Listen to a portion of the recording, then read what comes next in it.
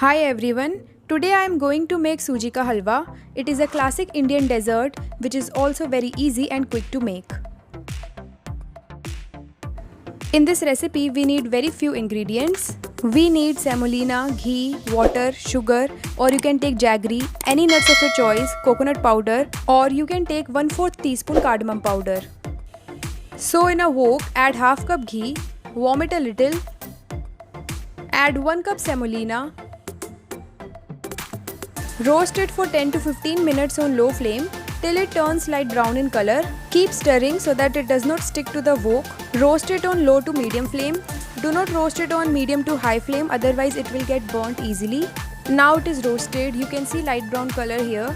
It's time to add any nuts of your choice, grated coconut or some cardamom powder. I have added here 7 to 8 finely chopped cashews and half cup grated coconut. If you like the taste of coconut, you can add it even more.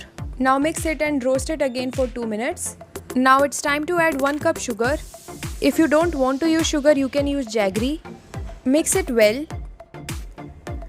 Add 4 cup water. You have to add water 4 times the quantity of semolina. Mix it and let it boil once on high flame.